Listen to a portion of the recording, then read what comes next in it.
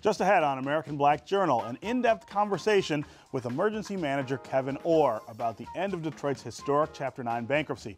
We'll talk about the grand bargain, the huge legal fees, and where the city goes from here. You don't want to miss this very important exit interview.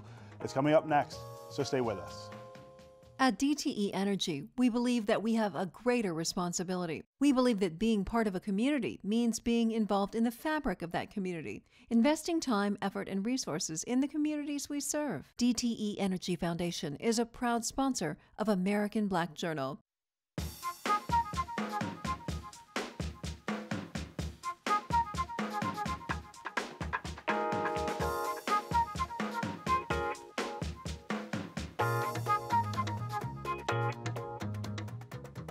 Welcome to American Black Journal. I'm Stephen Henderson. One of the most critical chapters in Detroit's history is over. The city has erased $7 billion of debt, and the man who made the pivotal decision to take the city into bankruptcy has resigned. Before he left, I sat down with Detroit Emergency Manager Kevyn Orr for a frank discussion about the 16-month bankruptcy case, the city's future, and his personal thoughts about Detroit. Kevyn Orr, welcome back to American Black Journal. This is, I believe, your third time I think so. On the show. We've become old friends. We've done this a few times over the past 2 years. Yeah. Right. So Detroit is out of bankruptcy in what seems like record time with a deal that I think none of us could have imagined when you got to town, what it would look like. What's your sense of where Detroit is headed? What does Detroit have to do to stay out of the trouble that we got in the first place? And what are our chances? Well, your chances are very good, and thank you, first of all, for inviting me back on. But what I typically say is, let's look at it from the near term, mid-term, and long term. Near term, your chances are quite good. We did get through this process in a record time. It was amazingly complex. It happened much quicker, although it took some time at the end to get there, but in a much quicker time and in a more consensual way. At the end of the case, we essentially had a consensual agreement. And we were able to go effective before the end of the year, which is a good thing. So we locked in all of the financing and the state contribution and all that. So it's a good thing. Near term, you have Mayor Duggan and Council President Jones and her colleagues and his colleagues and people at the city, and they're very focused on pushing through not just the plan, but working together. And working together in a way that they were not when you got here. And in a way that they were not when that administration and mayor were not working together. And working together with the counties in a way that hadn't happened, from what my understanding was, for almost 30 plus years. So that's a big positive. So I think short term, the probability of achieving some of the goals and continue to push some of the successes you've already seen, lighting, blight, things here before, police, but just infrastructure, just focusing and development are quite good. So let's say the next 4 to 6 years. Okay, midterm, 6 to 10 years or so. Still good. Financial Review Commission has a life of 13 years, and it's designed to go up or down depending upon what's needed. And I think the lessons that we learned over the past 2 years there'll still be people around like us that will remember those lessons. And hopefully they still continue to be a cautionary tale and somewhat guiding of where we need to go. Long term, there's always a risk the further out you get. Let's say the city does grow, does start collecting taxes, does start to see a renaissance yet again, and people start to forget some of those lessons, or the memories get a little fuzzy. That's a risk that we all have to be aware of and be available to remind folks, say, in the long term, if they start to forget. If you look at the plan of adjustment and the projections over the next 5 to 10 years, the side that concerns everybody is revenue. It's not projected to grow. It's flat. Continuing to dwindle a little bit for the next couple of years, and then it's expected to sort of bottom out. How does the city adjust for that? They are spending now a lot of money gearing up to attack some of the problems that we see in the neighborhoods, increased services. Can we afford that? Well, yeah, we can, because you remember last year, the city's fixed costs, 40% were for legacy costs. That is, $400 million a year were going out the window to pay for debt service and for retiree health care. While the city offering retiree health care obligation, which is going to be as much as $600 million by year 2023, legacy costs are going to be 73%. So you redirect what revenue you do have to focus on city services, adequacy of services. And the city, as long as, even if it holds constant, we hope that revenue collection gets better. There's a plan in place, for instance, to have the state assist us with collecting revenue, tax collection, both for individuals and for corporations, move on. So maybe you get a little uptick in the out years, but we've tried to keep it conservative, relatively speaking, but hoping that if we relieve the city of its legacy costs and debt service, that money's now freed up to make some of the commitments. So I'm comfortable that our projections can be well served for the city. I know that number changed a couple times in the Sure. different versions of the plan of adjustment. Sure. What's the number that you expect the city will have over and above what it normally does to spend on services? Well, we've said $1.7 billion over 10 years. Okay. You know, an average. There's some front-end loading on it, but an average of roughly $170 million, 17% each year, right, to build it up. Now, some of those are a combination of revenues and also reinvestment initiatives that are going to generate greater growth. So some of that's cost on the front end. You don't really get the revenue effect until 2 to 3 years later. Okay. Right, but overall, because other cities have done this, you know, Miami, Washington, D.C., the nation's capital, New York. Right. We've looked at other models, and overall, cities have been able to do that even in dire straits. You know, Detroit's was pretty exceptional, but even so, we're pretty confident that if it keeps, you know, the covenant of what's laid out in the plan, it should be able to achieve those, and I know that the elected officials are very concerned about that. Right. So we got through in record time. We've got a deal on the table that everybody seems to be able to live with at this point.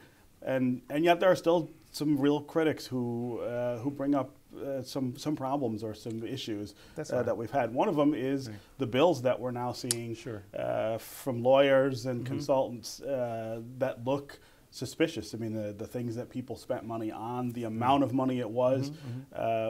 What do you say to someone who says this was taking the city for a ride? Yeah, every case, first of all, if you look at the magnitude of debt that the city had to deal with, you know, it might have been better for the professionals to say, you know what, I'm just going to take a percentage, and they probably would have come out a lot better. Secondly, for most of the so they would have made more money. They certainly would have made more money if they had just said we're going to take a percentage or on a contingency. So, but that's let's deal with what we have.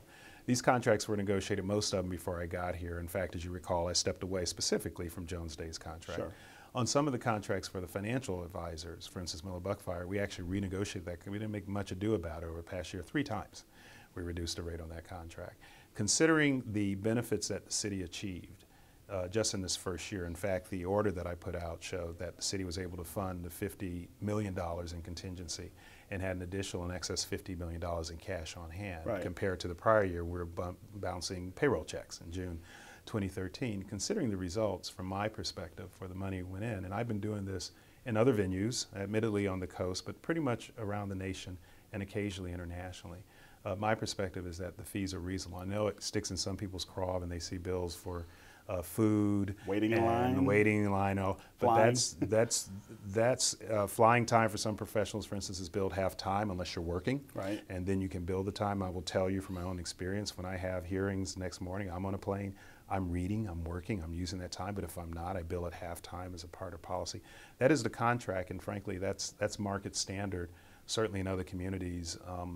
I've talked to some of my friends, and this isn't representative here, in the financial community, and they're, you know, on the coast, and they're sort of surprised that it was that little. So it's a tale of perspective. And I understand it's a lot of money, and it's expensive, but the results were pretty unique. What do you say? What would you say is the final bill to the city of Detroit for this bankruptcy? Well, I wouldn't be surprised if all the bills come in somewhere in the neighborhood of $150, but you have to remember $150 million. $150 million, yes, $150. You have to remember of that number, that also includes the city was paying for our retiree committee, their professionals, for a whole slew of other professionals, not just the core professionals, the 5 firms that worked on behalf of the city for my office, Emergency Manager. So it's expensive.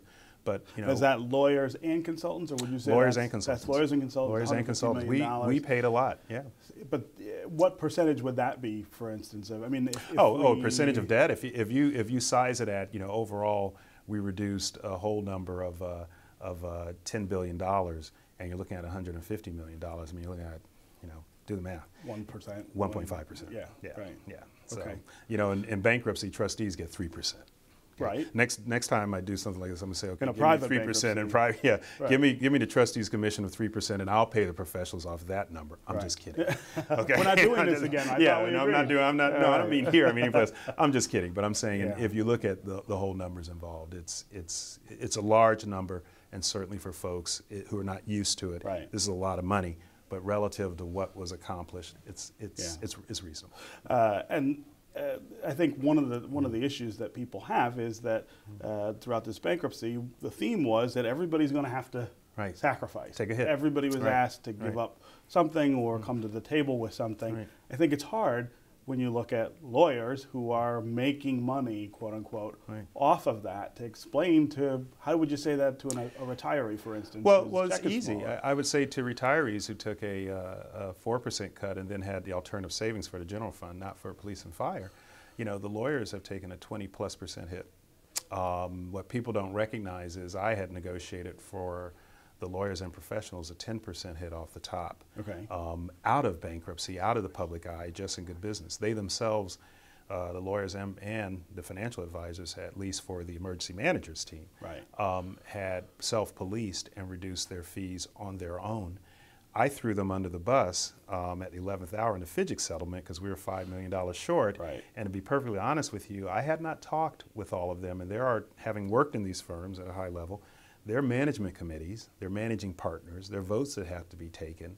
Once I made that commitment on behalf of my professionals, and I had not allowed them the opportunity to go through that hierarchy, management hierarchy, I made it on faith that they would be willing to do that to close the deal.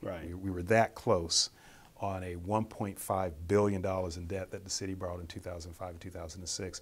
I felt that I could at least do that much. So in you a took sense, that $5 million out of... I took that out of their compensation. Out of lawyer compensation. So I had already negotiated a 10% cut. I had thrown another $5 million in. Frankly, you know, I tried to do this straight. If I had been a cynic, what I would have said to the professionals were, bill every dime because you're going to be handled at the back end. But I tried to get ahead of the ball in doing that. Let's talk about the grand bargain. I've never seen anything like that. Neither have I. In a private bankruptcy or a public bankruptcy. Of course, there aren't that many public bankruptcies to compare it to, but the idea of $700–800 million from parties that had nothing to do with the case coming in to try to settle it, that's it's still something I can't quite get my mind around how that happened. Stephen, I think people need to take a step back and realize how unique and unprecedented and crucial that was. If you'll recall, in April 2013, we had invited Christie's in to do an appraisal of DIA, and then there was your paper and others, there was an explosion of news. And I asked Christie's to go away for 3 months, and they did that at some risk to themselves. They lost some commissions. I mean, they lost business. They're in business. They lost business for doing that. But eventually the team came to me in August and said, you know, we're not going to be able to propose a plan by the beginning of the new year, and we're losing time in your tenure if you don't do it, so we invited them back in. At that time, my thinking was, you know, if I don't find a way, and I said all throughout the summer, DIA has to help itself, has to help itself. And we had interviews that time, and I kept saying that. And my thinking at the time was, you know, if we don't find a solution to this thing, I may have to, the fancy word in the art world is DSS, you know, in my neighborhood we call it a yard sale, right? And I'm going to have to sell some of this stuff to get some value in because I'm a fiduciary and I can't let valuable assets just stay on the shelf. You got to rationalize it. I got to rationalize it in some way. So Judge Rosen, Miriam Nolan, Darren Walker, Rip Rapson, Hanya Allen, others. The foundation community. Foundation community, 50, never been done before, at a $125 million, largest single commitment. And most foundations, they all have different creeds and theories. Most foundations do philanthropy, not charity. You know, they seed money to get money back. This was, in a sense, help without that sort of a creed. Never been done before. That freed us from having to sell the art museum or pieces of it, become pariah in the art community. I think the New York museums took a vote amongst they'd never do business with DIA again if they de-assessed anything, all that. So that was really crucial. But more importantly, we were able to take that money, specifically dedicated, including a state contribution, because now the governor was able to go to the legislature. And I'll tell you, we're up there in May of this year. The legislators were very angry, saying not one dime for tribute. You recall that vote was 107-5, I think it was. Eventually, we're able to say if the foundations can do this, we have to kick in as well. That was pretty crucial. That was a turning point. What would the bankruptcy have looked like without that money? Outside the art museum, which clearly would have been vulnerable, what would it have looked like for retirees, for instance? We had it in the plan. There was option A and option B. not just in their vote, but that was our option. Right. That's what the plan proponent, meaning the city, had. If we had not gotten that money from DIA, and you'll recall for most of the bankruptcy, even with that money, we were being told we were short and that you had to sell, and we had investors from overseas coming in and proposing, you know, $4 billion in assets to hang it in different provinces overseas. Without that money, I don't think we would have had a very good case to argue that we're not going to do anything with DIA. Right. So it would have been a lot messier. Frankly, without being able to show that there's value for the Art Institute, and so therefore we can preserve it, we would have been in a much more difficult situation with our creditors, for whom we borrowed $1.5 billion, but worse than that. In conjunction with the cops, we entered to the swap transaction, $450 million. Worse than that, DWSD paid $542 million in 2011 and 2012. Between the years 26 and 2012, this city either obligated or paid $2.5 billion. Right. And we're going to say to our creditors, we're not going to give you a dime. Yeah. That's not It going to work. wouldn't have worked. That wouldn't have worked. Right. And that's not good faith. It wouldn't have worked. Right. This allowed us to propose a plan in good faith. Yeah. I want to move to your impressions of Detroit. You essentially lived here for 2 years. Right. There are a lot of people, when I go out in the neighborhoods, people are more enthusiastic about the idea of the bankruptcy than I think you might suspect they would be. I think that's fair. But what they will say is, it hasn't helped. It hasn't helped me. This neighborhood hasn't changed. I don't see my street lights coming on. The cops don't come any faster.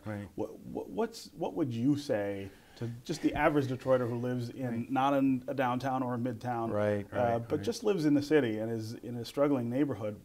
What's the benefit to them? Well, I would say two things. One is something Eric Holder said last October 2013 when the federal partners came in for the grant proposal and the blight to commit the blight task force, which is, you do have to manage expectations. I mean, it's taken the city 50, 60 years to get to where it is, and we have to manage the ability to turn that around. That does not happen overnight. Didn't happen overnight in Miami in 81, 82, when, you know, Paradise burning, there were the race riots. It took 12 years. Didn't happen in D.C. From 68, 7th and 9th Street corridors were burned out until 2004, when the new stadium was a catalyst for that building, and still turning over just now. Didn't happen in New York. The Municipal Assistance Corporation there went from 76 to 2008, 35 years roughly. So it's going to take some. What I would say to them is, please look at the areas where you have seen progress, where you do see lights coming on, where you do see solid waste being picked up, which I have heard anecdotally residents are very happy for, where there's a recycling program in place, where you do see, you know, the new Great Lakes Water Authority will now have the resources to repair pipes on time. Please look at the changes that are occurring in other places, not just downtown and midtown, which appear to be doing quite well, thank you very much, but also in your neighborhoods and communities. And it is coming.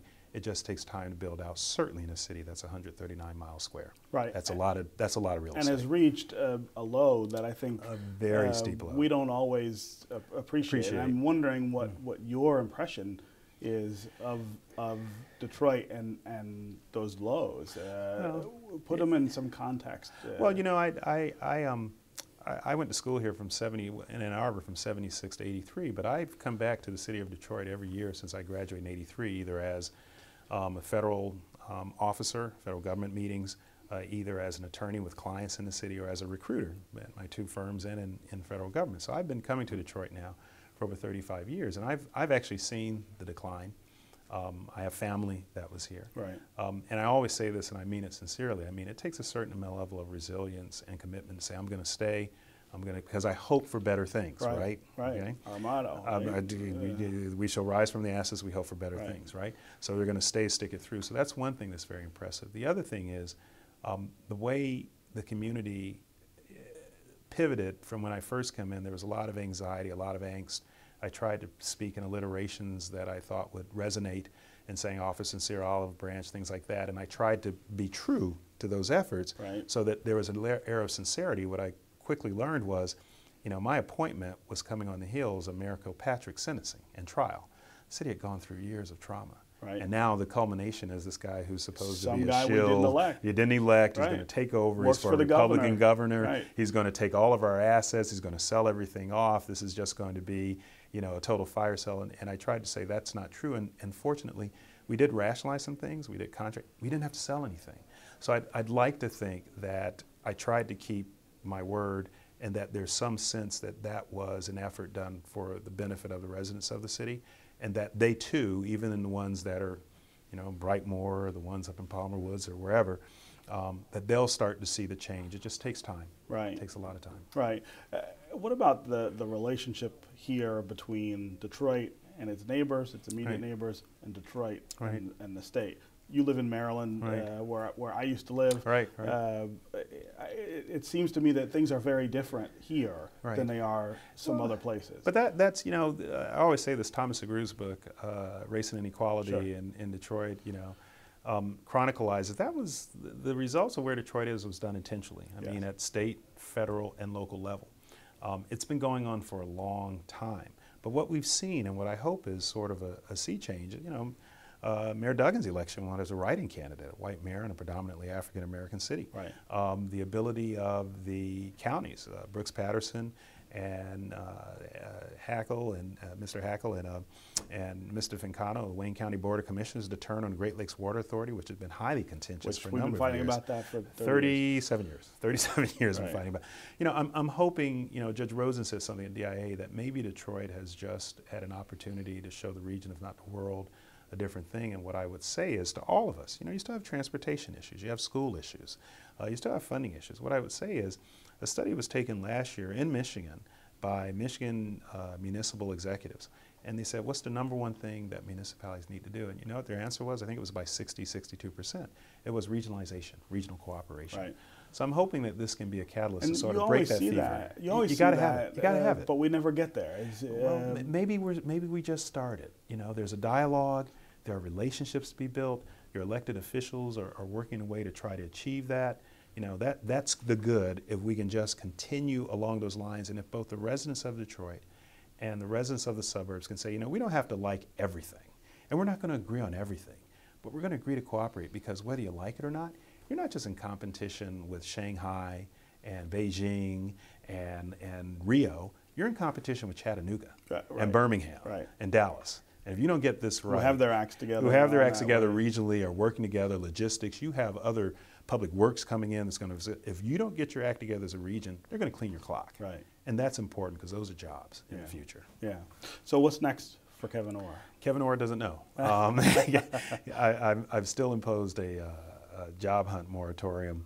I'm very happy to be spending some time with my family, but you know, I've got to turn my attention to putting some more Kansas soup on the shelf real soon. So, I got to do that. Are there lessons from Detroit that you feel like other cities?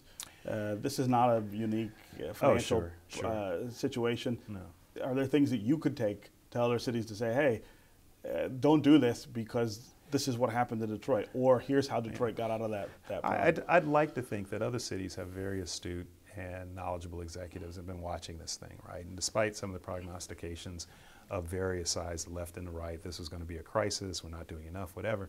You know, if you take a step back and say, what's the lesson to take away here? Which is, one, delay doesn't benefit anyone. Whatever the issue is. You got to act. You got to act. You got to act. You got to move. You can't kick the can down the road. And you know what?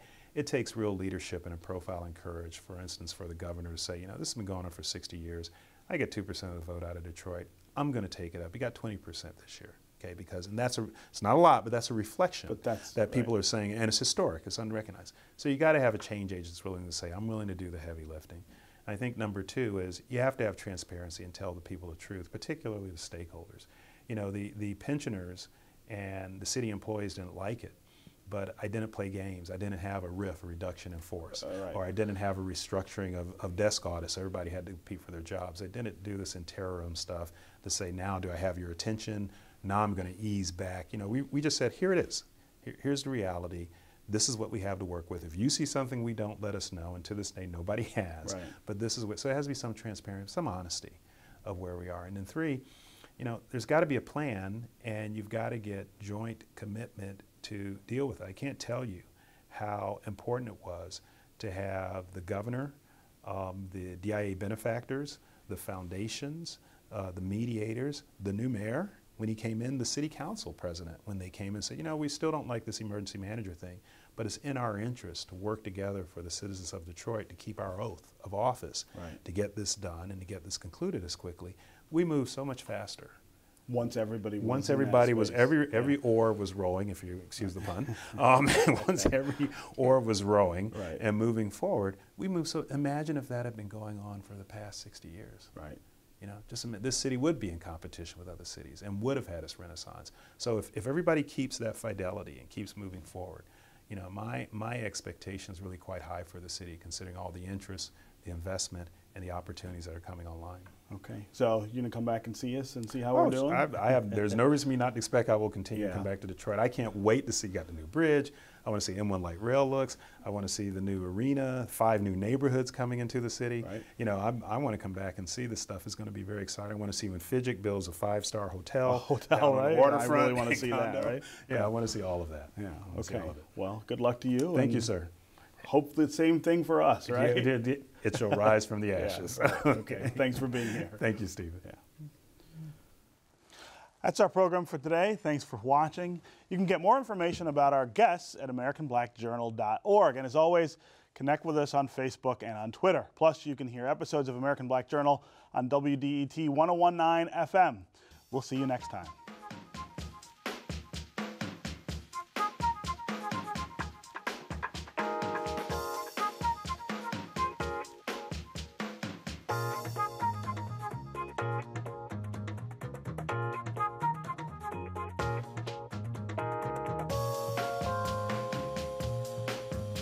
At DTE Energy, we believe that we have a greater responsibility. We believe that being part of a community means being involved in the fabric of that community, investing time, effort, and resources in the communities we serve. DTE Energy Foundation is a proud sponsor of American Black Journal.